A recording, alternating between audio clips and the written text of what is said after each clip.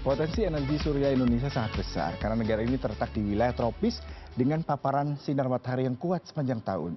Potensi energi surya Indonesia sangat besar, namun pemanfaatan masih terbatas. Pemerintah sejauh ini terus mendorong pemanfaatan energi surya untuk mengurangi emisi gas rumah kaca dan meningkatkan ketahanan energi. Nah, untuk membahas tentang potensi energi surya, pengembangannya, serta tantangannya dihadapi, telah hadir bersama kami Mada Ayu Hapsari, Ketua Umum Asosiasi Energi Surya Indonesia. Selamat pagi, Bu Mada. Pagi Mas Ya, Yuda. ini tadi di awal saya katakan Indonesia negara tropis, di garis Ekuador, matahari hampir sepanjang tahun ada. Ya. Tapi kita bicara mengenai energi surya, memang apakah betul potensi kita 3.200 gigawatt, Ya. tetapi hanya bisa dimaksimalkan 200 megawatt. Kenapa ini, Bu? Ya, jadi mungkin memang betul yang tadi disampaikan Mas Yuda ya, bahwa potensinya sedemikian besar gitu ya. Namun memang untuk kita bisa bicara bahwa pengembangan energi surya kan memang mungkin untuk di Indonesia sendiri masih belum begitu inilah ya, masif lah ya pengembangannya saat ini gitu. Karena memang dari sisi kita bicara bahwa dari sisi investasi itu juga kan tidak murah gitu ya untuk investasi awalnya. Namun seiring berjalannya waktu memang biaya untuk investasi sudah semakin turun gitu. Sehingga memang di akhir-akhir ini pengembangannya memang jauh lebih besar daripada di awal-awal tahun sebelumnya. Itu yang membuat kalau saya melihat gitu ya dari saya kebetulan menjadi ketua umum sudah 8 bulan ya, ini periode yang ketiga gitu, melihat antusiasme dari para penggiat energi surya itu jauh lebih besar akhir-akhir ini. Seperti itu Mas Yuda. Nah, apa yang terjadi, Bu, selama ini? Apakah memang kalau kita bicara pemerintah kurang memberikan kebijakan yang mensupport para pengusaha investasi di bidang ini sehingga tadi Bu mengatakan cukup mahal. Ya. Semahal apa sih Bu untuk instalasi ini dan investor ini melihat prospeknya ke depan ini? Ya, mungkin kalau di awal gitu ya, katakanlah kalau kita ngomong ya rule of thumb gitu. Jadi dulu mungkin di tahun 2015 contohnya gitu ya, pengembangan PLTS itu bisa mencapai 1 megawattnya itu mungkin sekitar 1,2 juta US dollar saat itu ya. Namun sekarang saya cek ke anggota-anggota kita terakhir itu bisa cuma sekitar 400 sampai 500 ribu. Jadi itu kan signifikan sekali gitu ya, antara maksudnya dulu orang pengen masang, aduh kok mahal banget gitu ya, dulu gitu ya. Tapi sekarang semakin harganya murah, terus kemudian harga listrik juga sekarang sudah lebih naik gitu ya. Jadi orang merasakan bahwa oh dengan menggunakan PLTS ini mendapat banyak benefit saat ini. Makanya sekarang itu berbondong-bondong gitu ya orang ingin memasang PLTS, terutama yang kalau saya lihat sekarang itu paling banyak appetite-nya itu adalah di industrial saat ini. Karena mereka secara konsumsi energi mereka besar, mereka mempunyai tapak atap juga cukup besar, sehingga memungkinkan mereka untuk memasang di lokasi mereka sendiri. Itu sih Mas. Berarti di sejauh ini sudah ada langkah pemerintahan cukup suportif terhadap peran investasi di dunia solar panel seperti ini ya Bu ya, dan tenaga surya. Tapi yang menarik adalah kita bicara mengenai persaingan di industri ini di Asia Tenggara. Kita masih kalah nih dengan Vietnam. Bahkan tadi saya sedikit meriset nih ya Bu, Vietnam ini kapasitas suryanya terpasang melebihi 18,4 gigawatt pada tahun 2023 dan merupakan pasar surya terbesar di kawasan ini. Nah, bagaimana kita bisa mengambil peluang ini Bu? Karena kan kita negara tropis yang cukup sangat banyak sekali matahari yang bersinar di sini. Iya, tapi kalau kita membandingkan dengan Vietnam ya, memang kita bicara mengenai regulasi secara keseluruhan lah ya. Kalau secara regulasi yang mendukung ke pengusahaan di dalam negeri, sekarang saya rasa sudah cukup baik gitu, karena dengan adanya Permen nomor 2, kemudian yang baru-baru ini yang dicantumkan itu dengan Permen TKDN nomor 11 gitu ya dari SDM, dan kemudian Permen 34 itu sebetulnya adalah usaha pemerintah dalam mendukung pengembangan energi surya dalam negeri. Namun kalau kita bisa bicara mengenai kita compare dengan Vietnam, memang isunya adalah di sana mungkin ada insentif-insentif khusus ya, sehingga pada saat orang mau mengembangkan industri terutama di sana secara manufacturer mungkin mendapatkan lebih banyak kemudahan, tenaga kerja mungkin jauh lebih murah, kemudian juga dari sisi kita bicara juga etos kerja, mungkin juga kita bisa bilang jarang demo, jarang apa. Jadi memang mungkin ini tipikal yang berbeda gitu ya. Kalau orang kadang-kadang bilang kenapa sih kita kalah, kenapa sih kita kalah, tapi kita juga kadang-kadang tidak melihat ke diri kita sendiri gitu, bahwa kalau saya lihat gitu ya, seringkali adanya demo di di tempat kita gitu ya, ada demo pekerja, demo ini, demo itu dan lain sebagainya. Itu yang mengakibatkan investor juga mau masuk kan jadi takut-takut Iya. ya. Jangan-jangan nanti, aduh kalau saya bangun di sana di demo mulu nih Mhm. kerjaannya, produksinya terhambat dan lain sebagainya. Juga saya kemarin sempat dengar gitu ya dari Ketua HKI ya, Himpunan Kawasan Industri ya, bahwa sedemikian besar adanya kayak semacam ya kayak pungli-pungli lah Iya iya di iya. kawasan industri itu. Nah ini yang kalau pemerintah kita bisa menindaklanjuti ya hal-hal ini, kami rasa sih maksudnya dari ASI sangat confident ya bahwa Indonesia sebetulnya bisa menjadi hub dari manufacture gitu ya, industri untuk perkuatan energi gitu untuk Asia Tenggara. Berarti Seperti target itu. pemerintah di tahun 2025 3,61 gigawatt agak susah ya Bu. Mengingat di tahun 2023 di Desember baru Betul, 1.400 betul, megawatt. Berarti tadi betul. kepastian hukum, iklim Iya, politik juga berpengaruh. betul, betul Nah, sejauh sekali. ini bagaimana yang Anda dapatkan dari para pengusaha-pengusaha Bu? Mungkin mereka sempat sharing ke Ya. AIC seperti apa itu? Ya, kebetulan memang IC saat ini kita beranggotakan 97 Ya. perusahaan ya. Dan kita cukup senang ya itu terdiri dari berbagai macam komposisi. Di Mhm. dalamnya ada dari sisi manufacturer juga ada, kemudian dari sisi developer pasti ya, terus kontraktor, supplier, kemudian ada lembaga inspeksi ya. Ya. Jadi saya rasa secara ekosistem IC sekarang sudah mulai membentuk satu kesatuan gitu. Sehingga saya cukup mendapatkan banyak insight gitu dari anggota-anggota kita gitu bahwa memang buat mereka sebetulnya eh, kita tuh punya market yang gede banget gitu ya kalau kita bilang gitu ya. Nah tapi ya tinggal nanti menunggu gitu ya proses-proses Mhm. kemudahan yang lain lah kayak masalah pembiayaan itu juga kan masih cukup menghambat ya saat ini gitu ya. Jadi mudah-mudahan dengan banyaknya sekarang juga pemerintah sudah mulai memikirkan dengan serius rencana transisi energi dan Ya. lain sebagainya, itu bisa membuat PLTS menjadi raja di negeri kita Mhm. juga gitu. Nah, PLTS menjadi raja di negeri sendiri, Betul. terutama kalau kita bicara mengenai retail. Ini ada data nih Bu, di Indonesia ada 433 desa yang belum teraliri listrik, dan ini sebenarnya potensinya bisa menggunakan tenaga surya. Ya, Nah, tapi sayangnya daerah-daerah tersebut remote area, mungkin betul, seperti betul. Papua, Maluku, kemudian juga Papua Barat, NTT. Bagaimana ASI melihat peluang ini Bu? Iya, jadi memang Lisdes ya kalau kita kadang-kadang kita Ya. sebutnya listrik desa gitu ya. Memang ini tantangannya cukup berbeda gitu Mhm. ya dengan kita yang kita ngomong skala industrial, Ya. skala maksudnya utility scale lah ya. Jadi memang di Indonesia itu keunikannya adalah kita itu scattered ya penduduknya. Mhm. Kebetulan saya juga melakukan listrik desa Ya. sendiri gitu. Jadi kebetulan kita ada membangun satu kawasan di daerah Kalimantan Tengah Mhm. gitu ya. Jadi bahkan kadang-kadang kita berpikir bahwa oh ya semua ada di Indonesia Timur Ya. yang sulit listrik. Padahal enggak juga. Kadang memang beberapa ada daerah di Jawa, di Kalimantan, memang yang letaknya mereka isolated, Ya. tidak terhubung dengan siapapun. Nah, permasalahannya adalah si penduduk ini nih jumlahnya cuma sedikit-sedikit. Oke. Jadi per kakak itu cuma ada 50 kakak, 100 kakak. Nah, untuk mengembangkan listrik dengan skala sekecil ini, memang kalau kita bilang bahwa harus menarik kabel gitu ya, Mhm. PLN harus mengembangkan di situ. Akibatnya memang investasinya jadi kurang visible. Ya. Nah, PLTS memang jadi salah satu solusi. Nah, namun kembali lagi, PLTS menjadi solusi, memang pembangkitannya karena size-nya kecil, itu memang jauh lebih mahal gitu. Misalnya, saya kemarin ngambil Ya. contoh gitu ya, di satu desa, itu kalau misalnya dengan menggunakan diesel, itu sekitar Rp4.000 gitu ya, 4.000 Ya. Rp6.000. Nah, itu memang yang terjadi gitu. Sedangkan tarif listrik yang ada di kota gitu ya, misalnya mengikuti yang tarif PLN itu 1.440 atau 1.540 seperti itu. Nah, otomatis ini kan jomplang banget ya. Mhm. Nah, itu emang subsidi sebaiknya memang dialirkan ke hal-hal seperti ini gitu. Mhm. Jadi kalau selama ini kita lihat dari energi terbarukan gitu, kita tidak merasakan mendapatkan subsidi atas kemahalan ini. Sebetulnya kalau memang bisa difokuskan gitu ya adanya subsidi ke listdes ini, maka insya Allah gitu ya listrik-listrik desa ini bisa teraliri dengan baik. Skemanya seperti apa subsidinya? Apakah bekerjasama dengan pihak perbankan ataukah pihak swasta lain untuk Hmm. membantu memberikan allowance kepada mungkin investor ataupun mungkin pihak desa gitu, Bu? Jadi sebetulnya kalau misalnya kita bisa bekerja sama, contohnya dengan PLN gitu Iya. ya, memang ada tarif yang memang harus sedikit dibedakan gitu ya, kalau daerah-daerah remote ini gitu, karena memang pembangkitan di daerah remote ini eh, secara logistiknya ini yang mahal sekali gitu. mungkin secara equipment ya sama-sama aja. Kayak kita kalau kita taruh di Jakarta atau taruh di daerah remote ya sama-sama aja. Tapi logistik mencapai ke sananya itu yang sebetulnya sangat-sangat mahal gitu.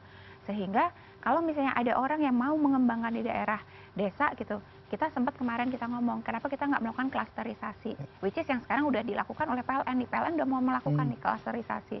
Karena kalau kita melakukan klasterisasi, memang kita anggap itu jadi sizing yang cukup. Ya oke lah kita subsidize, misalnya ada daerah yang lebih mudah, ada daerah yang sulit gitu. Tapi kan akhirnya kalau disubsidi, akhirnya bisa gitu seperti itu. Nah namun memang proyek ini saat ini kan memang masih berjalan bertahap lah. Jadi kita sudah melihat bahwa sebenarnya dari sisi pemerintah udah mulai, oh ini udah ada cari jalan, cari solusi. Tapi memang kan kita nggak bisa ya langsung cepet apa segala macam. Memang karena saya sendiri juga pelaku usaha sendiri gitu ya, kerasa banget emang sulitnya tuh minta ampun. Satu desa tuh saya bikin 3 tahun. 3 tahun simply karena satu pada saat mau ke sana banjir 6 bulan. Kerja sebentar banjir lagi. Jadi ya memang ini ya luar biasa lah kendalanya. Challenge juga ya buat para pelaku industri di bidang panel surya ini. Nah kemudian kita bicara mengenai Kementerian Perindustrian tahun ini menargetkan TKDN terutama untuk komponen terkait dengan panel surya hingga 90%. Bagaimana para pelaku usaha melihat ini, Bu? Ya, jadi kita sebetulnya kemarin itu dengan adanya Permen 34 ini itu merupakan salah satu wujud ya bahwa Kementerian Perindustrian akhirnya mendengarkan kesulitan kita kalau bisa mengimplementasikan dengan skill yang besar gitu. Jadi saya sempat ngobrol dengan beberapa industri yang lokal lah ya, manufacturer lokal. Memang untuk mereka mencapai roadmap yang kita katakanlah kemarin terakhir adalah 60%. Itu artinya mereka harus melakukan investasi secara besar-besaran gitu. Nah, investasi secara besar-besaran bisa aja, tapi marketnya cukup apa enggak? Nah, disinilah kenapa kita perlu sebetulnya kita harusnya creating market dulu, baru kita membentuk industrinya. Karena kalau misalnya industri itu, ya katakanlah nih misalnya Mas Yuda sudah invest dulu, terus kemudian nggak ada marketnya, kan uang ini kan tetap jalan terus ya, cost of money dan lain sebagainya. Nah, jadi ISC juga merupakan salah satu kita ingin sebagai agent yang kita juga meng-create market itu gitu supaya membantu industri itu tumbuh. Nah, dengan adanya Permen 34 ini, dengan adanya penurunan besaran ya lokal konten yang ada di dalam kementerian gitu ya, itu membuktikan bahwa oke, sekarang pemerintah mulai kita kayak restart ya gitu ya. Kayak kita mulai dulu nih dari 25%, kemudian naik ke 40, kemudian lanjut ke 60 dan seterusnya. Dan kita berharap dengan adanya sizing, maksudnya timeline yang cukup gitu ya untuk pengembangan industri ini, kita berharap bahwa kelak memang kalau bisa 100% di sini gitu, karena ya memang kita punya apa namanya secara SDA-nya kita cukup gitu ya, maksudnya kita mau membangun mineral kita ada dan lain sebagainya gitu ya, maksudnya kita harusnya bisa gitu, tapi kembali lagi kita creating market dulu di sini. Pada saat market sudah tercreate dengan baik, yakin banget gitu loh. Aku sebenarnya karena kan sebagai ketua asosiasi kan kita terus ya bicara gitu ya dengan anggota-anggota kita gitu. Ya, kalau pasti kita banyak banget yang mau. Nah, menarik mengenai market Ibu. Saya penasaran. Sebenarnya kalau dari data Direktorat Jenderal Energi baru ini ya, pengguna dari sektor industri ini dominan memang sekitar 82,72 MVP. Kemudian dari sektor rumah tangga juga ada posisi tertinggi nih Bu. Ada 5.805 pelanggan. Lalu bagaimana nih strategi marketingnya untuk memperluas jaringan pemasaran, mendapat pelanggan, apakah udah sejauh ini bagaimana strateginya mungkin? Ya, jadi kalau industri udah lah ya, kita udah bilang udah matang, udah jadi ya. Nah, dari sisi residensial memang kita mengalami sedikit kendala ya. Kendalanya artinya apa? Kemampuan dari kepemilikan si rumah tangga ini belum tentu dia sanggup untuk melakukan investasi sendiri. Walaupun sekarang di anggota kami gitu ya, di ISC sudah ada beberapa developer yang sudah mau nih ngebiayain untuk yang rumah tangga. Tapi dengan size tertentu memang. Jadi kalau kita bisa bilang gitu ya bahwa untuk saat ini yang memiliki kemampuan secara ekonomi adalah rumah tangga yang memiliki daya di atas 3.300. 3.300. Less than that itu memang cukup sulit ya gitu. Nah, di atas 3.300 ini sudah memiliki kesempatan lah kalau misalnya, jadi developer juga udah mulai berminat gitu. Nah, namun memang sulitnya adalah di sini kita belum memiliki namanya, saya pernah mendengar nih kalau kayak di Amerika kita punya kayak semacam IP gitu, which is yang lembaga keuangan bisa langsung ngecek nih, nih orang apa kalau pada saat dipinjemin uang bagus nggak ya Iya, iya, iya. paymentnya gitu-gitu. Nah di Indonesia kita belum punya nih Itu udah record bisa seperti bekerjasama itu. dengan perbankan, Bu, sejauh ini? Nah, kita sekarang sudah mulai. Oke. Nah, jadi kemarin IC kita sudah mulai nih diskusi sama perbankan-perbankan, mau nggak ngebiayain gitu. Dan dengan posisinya memang kemarin kita ada beberapa anggota kita juga memang lembaga keuangan gitu ya, yang kita lagi mencoba mencarikan solusi gimana sih supaya kamu mau membiayai gitu. Apakah via credit card, apakah itu via maksudnya dari sisi developernya yang kita kurasi gitu ya. Terus kemudian apakah itu dari sisi equipmentnya yang dikurasi. Jadi masih cari posisi yang paling pas di mana pembiayaan ini bisa diturunkan gitu. Mengingat kita tidak memiliki data gitu ya atas rumah tangga ini, kemampuan bayar rumah tangga ini seperti apa. Dan itu pasti berpengaruh terhadap angka penambahan pelanggan residensi ya, Bu ya. Pasti. Nah kalau di Indonesia sebenarnya potensi residensial ini cukup besar ya, Bu. Apa hanya di kota-kota besar tadi dengan standar 3.300 volt itu kan lumayan besar ya, Bu ya. Tidak semua residensial punya kemampuan itu. Jadi pemetaannya seperti apa ini, Bu?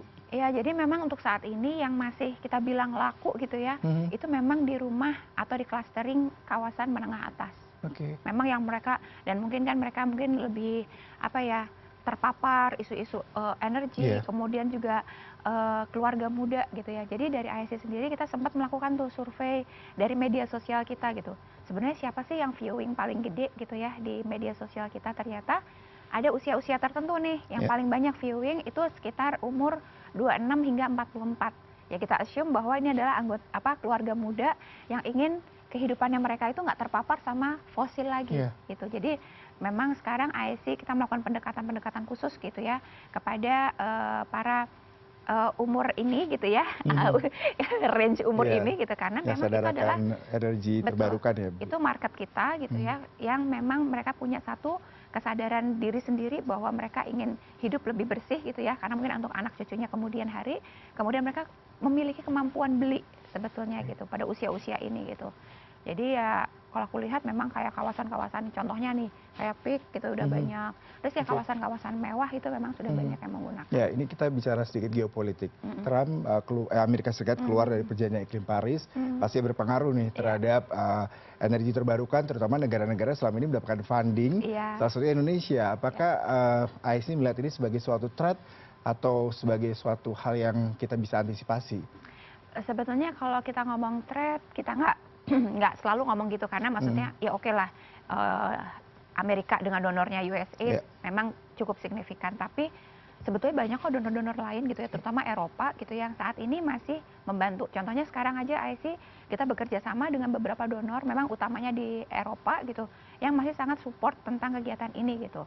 Nah kemudian dengan adanya Trump keluar dari Paris Agreement, memang pasti ada yang sempat lah kayak berkomen gitu, wah itu negara segede itu aja keluar, ngapain kita ikut-ikutan, mas tetap gitu ya konsisten di sini. Tapi kita kan tidak hanya sebagai umat manusia gitu ya, kita kan tidak hanya mengikuti ada orang yang mau keluar ya kita betul keluar gitu ya, kan nggak seperti itu gitu ya. Ya kita berpikir bahwa itu adalah kesadaran diri sendiri, kita harus ingat bahwa anak cucu kita yang kelak akan menikmati warisan kita gitu ya, sehingga ya saya sebagai ketua IC gitu berharap bahwa para pemimpin kita juga tetap mendorong ke arah kemajuan transisi energi.